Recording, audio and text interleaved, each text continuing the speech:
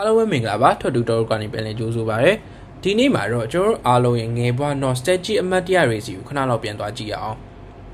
90နောက်ပိုင်းနဲ့2000ပြည့်နှစ်ဝန်းကျင်မှာကြီးပြင်းခဲ့ရတဲ့သူတွေအတွက်ကတော့နဘန်းဆိုတာ TV ထဲမှာကြည့်ုံနေမှာမဟုတ်ပဲလက်ထဲကဂိမ်းဆက်ခလုတ်တွေမှာပါအသက်ဝင်ခဲ့တဲ့အရာတစ်ခုပါ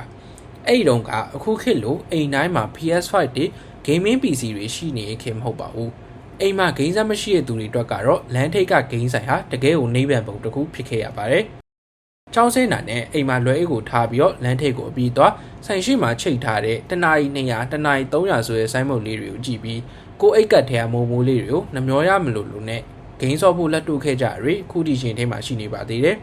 ။ဂိမ်းဆိုင်ထဲရောက်တာနဲ့ပန်ကာဦးကြီးတဝုံဝုံလေနေတဲ့အတန်တခြားဆက်တွေကထွက်နေတဲ့ဂိမ်းတန်တွေကြားထဲမှာမှနဘန်းဂိမ်းကထွက်လာတဲ့ပြိသက်အော်တန်တွေနဲ့လူဝင်တဲ့သင်းဆောင်တန်တွေကိုကြားလိုက်ရရင်ပဲတကယ်ကိုရင်ခုန်ရတဲ့အခိုက်တန်တွေဖြစ်ခဲ့ပါတယ်။ခုံပုလေးတွေပေါ်မှာပူးကပ်ပြီးထိုင်လက်ထဲမှာအနလော့မပါတဲ့ခလုတ်အမာကြီးတွေကိုအားရပါရနှိပ်ရင် finishing ဆိုတဲ့စာတန်းလေးတက်လာဖို့အရေးခလုတ်တွေပြတ်မတက်စူးစမ်းခဲ့ရတဲ့အချိန်တွေကတကယ်ကိုဘာနဲ့မှမလဲနိုင်တဲ့ငယ်ဘွားရဲ့အရာတစ်ခုဖြစ်ခဲ့ပါတယ်။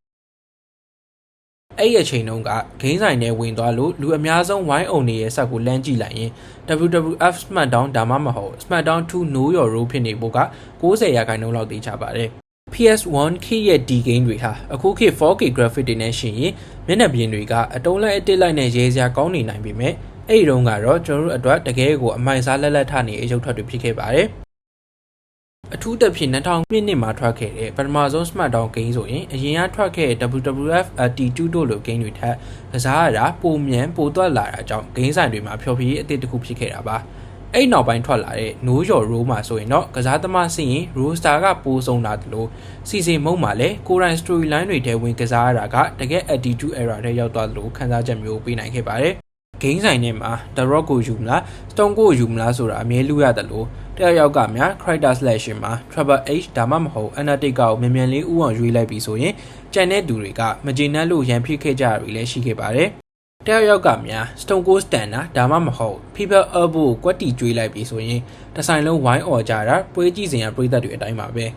ဂိမ်းထဲမှာခုံတွေလီကားတွေနဲ့ရိုက်ကြတာဘတ်စတိတ်မှာလိုက်ချကြတာတွေကလည်းအဲ့ဒီခေတ်ကဂိမ်းဆိုင်တွေရဲ့အမြဲတမ်းမြင်တွေ့နေကြမြင်ကွင်းနေဖြစ်ခဲ့ပါတယ်။ပြီးတော့2004ခုနှစ်မှာတော့ဂိမ်းဆိုင်တွေရဲ့ရာဇဝင်ဟာတခန်းရက်သွားတာမဟုတ်ပဲ SmackDown Here Come the Pain HTCP နဲ့ SmackDown vs Raw SVR series တွေကြောင့်ပို့ပြီးတော့တက်ဝင်လှုပ်ရှားလာခဲ့ပါတယ်။ Here Come the Pain ဆိုရင် Brock Lesnar ကကာဗာမှာပါလာပြီးတော့ဂိမ်းကစားရတာတကယ်ကိုအားရစရာကောင်းခဲ့တာပါ။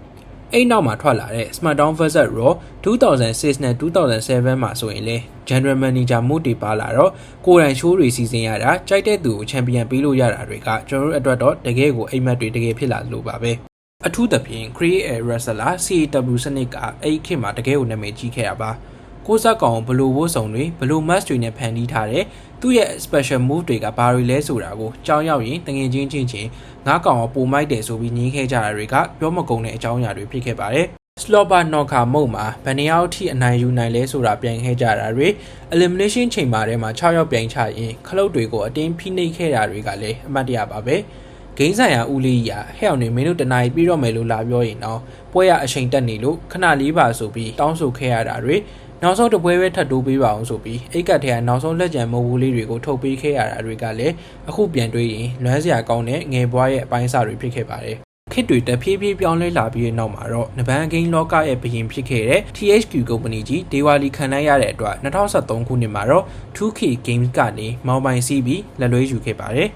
အဲ့ကနေစလို့ WWE 2K14 ကနေဒီနေ့ခေတ် WWE 2K26 အထိနီးပညာရဲ့အထိုးထိပ်ကိုရောက်လာခဲ့တာပါ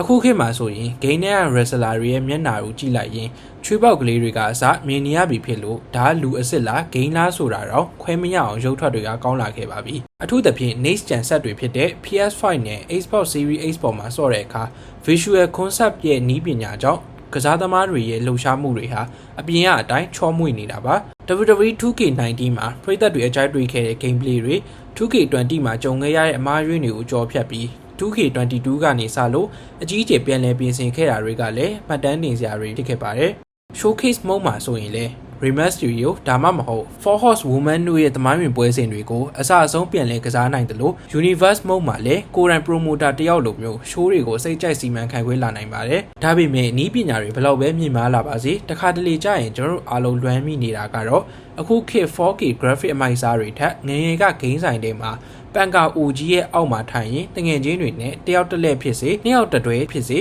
Smackdown ဆော်ရင်ရေခေမောခဲ့ရတဲ့အဲ့ဒီအချိန်တွေကိုပဲဖြစ်မှာပါအခုခေတ်မှာ online ကနေတကဘာလုံးကလူတွေနဲ့ချိန်ဆောလို့ရနေပြီမဲ့ဘေးနားမှာထိုင်နေတဲ့တငယ်ချင်းကိုမင်းကိုအာဂီကိုကျွေးတော့မှာမင်းကို619နဲ့အနိုင်ယူတော့မှာလို့လမ်းနောက်တဲ့အတန်တွေနိုင်တဲ့သူကလေတိုက်ခဲ့တဲ့အတန်တွေကိုတော့ဘယ်နည်းပညာကမှအစားထိုးလို့မရနိုင်ပါဘူးဒါကြောင့်လေကျွန်တော်တို့ဟာဒီနေ့ခေတ် 2K ဂိမ်းသစ်တွေကိုစောင့်နေရင်းနဲ့မှာတခါတလေကြာရင်ဂိမ်းဆိုင်တွေကညီကိုတွေတငယ်ချင်းတွေနဲ့အားရပါရဆော့ခဲ့ရတဲ့အချိန်တွေကိုလွမ်းမိပါတယ်ညီကုန်းချုပ်ရရင်တော့ခစ်တွေဘလောက်ပဲပြောင်းပြီး graphic တွေဘလောက်ပဲကောင်းလာပါစေလန်ထိတ်ကဂိမ်းဆိုင်လေးမှာတငယ်ချင်းတွေနဲ့စူညံပွက်လောရိုက်ရင်ဆော့ခဲ့ရတဲ့အရာတာကိုတော့ဘယ်အရာနဲ့မှအစားထိုးလို့မရပါဘူးအခုဆိုကျွန်တော်တို့လည်းလူကြီးတွေဖြစ်ကုန်ကြပြီတငယ်ချင်းတွေနဲ့လည်းလူချင်းဝေးနေကြပေမဲ့အဲ့ခစ်က game clip လေးတွေကိုမြင်လိုက်တိုင်းလန်ထိတ်ကဂိမ်းဆိုင်လေးစီစိတ်ကအမြဲပြန်ရောက်သွားတတ်ပါတယ်ဒါဟာဂိမ်းဆော့ခြင်းုံတင်မဟုတ်ပဲအပူမင်ကင်းခဲ့တဲ့ကျော်ရိုးရဲ့ရွှေရောင်ငယ်ဘဝကိုပြန်လည်မိနေတာပဲဖြစ်မှာပါမိတ်ဆွေတို့ရဲ့အလွမ်းဆုံးနဘန်ကင်းအမတ်တရတွေကိုလည်း comment မှာမျှဝေပေးခဲ့ကြပါဦးအခုလိုအကြောင်းအရာတွေကိုအမြဲကြည့်ရှုဖို့ Talk to Tarot ကိုလည်း subscribe လုပ်ထားဖို့မမေ့ပါနဲ့အောင်အားလုံးကျေးဇူးတင်ပါတယ်နောက်ဗီဒီယိုမှာပြန်တွေ့ကြပါမယ်